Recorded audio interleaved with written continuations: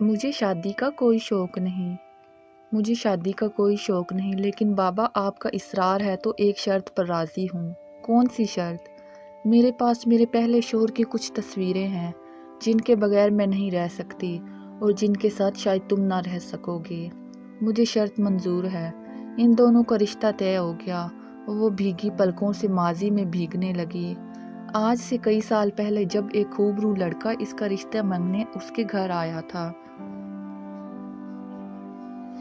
تو بابا نے کہا تھا ہم رشتہ نہیں دے سکتے کیونکہ میری اکلوتی بیٹی ہے اور بڑے ناز و نخروں سے پلی بڑی ہے، ذات بھی ہم سے کم تر ہے، مالی حیثیت بھی، لیکن اس نے کہا تھا میں آپ کی بیٹی کو بے انتہا چاہتا ہوں، روٹی کی کمی شاید ہو جائے لیکن عزت اور محبت میں کوئی کمی بھی نہ ہوگی۔ اس کے اسی جملے نے مجھے ڈھیر کر دیا تھا۔ یوں میرے اصرار پر اس شرط پر اس کے ساتھ شادی ہوگی کہ میں سسرال میں کسی بھی کام کو ہاتھ نہیں لگاؤں گی۔ بابا نے کہا تھا 4 ماسیاں رکھ لینا، تنخواہ میں دوں گا، میری بیٹی شہزادی اور شہزادی بن کر رہے گی۔ لیکن میرے سسرال والوں کو میرا شہزادی بننا پسند نہ آیا۔ نکاح نامے میں شرائط کے باوجود میں کام کرنے لگی، صرف اپنے ہم سفر کی خاطر کہ اس کے لیے کوئی مسئلہ نہ پیدا ہو اور اس کے گھر والے بھی خوش رہ سکیں۔ لیکن ادھر میرا کام بڑھتا گیا، ادھر میری ساس اور نندوں کے تانے اور مار پیٹ بھی بڑھتی گئی۔ میرا کم سن بھولا بھالا شوہر میرے لیے اپنے گھر والوں سے لڑتا رہا، میرا دفاع کرتا رہا، لیکن کئی بار الگ ہو جانے کا سوچا، لیکن اس کی والدہ اور گھر والے نہ مانے۔ میں امیر گھر کی لڑکی، راتوں کو روتی اور دن کو کام کرتی، اور مجھے ٹوٹ کر چاہنے والا شوہر دن بدن ٹوٹتا ہی گیا۔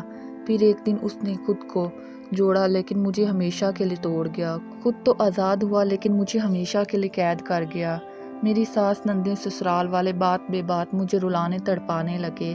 میرا شوہر بے بسی کی آگ میں جھلستا رہا، لیکن ایک دن ماں کے پاس آ کر کہنے لگا، اماں آج تمہاری گود میں سر رکھنے کو جی چاہتا ہے، رکھ لوں؟ ماں کی گود میں اس نے ماں سے پوچھا، میری بیوی کو کیوں ستاتی ہیں آپ؟ پھر ماں نے میری برائیاں شروع کر دی۔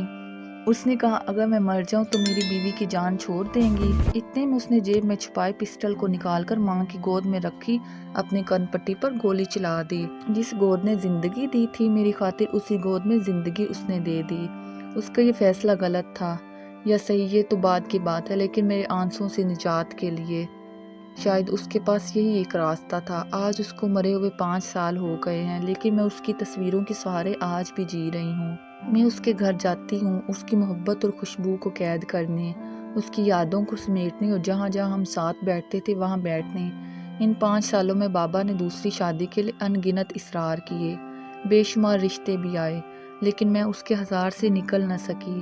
آج میرے کزن اور بابا کی بے حد ناراضگی اور اصرار پر اپنے کزن سے کہہ رہی تھی کہ مجھے شادی کا شوق نہیں، لیکن بابا اور آپ کا اصرار ہے تو میں ایک شرط پر راضی ہوں گی۔ میرے کزن نے شرط منظور کر لی۔ یہ کوئی افسانہ یا فرضی کہانی نہیں، حقیقت اور سچ ہے، جس کا ایک کردار آج بھی دوسرے کردار کی تصویروں کے سہارے زندگی جی رہا ہے۔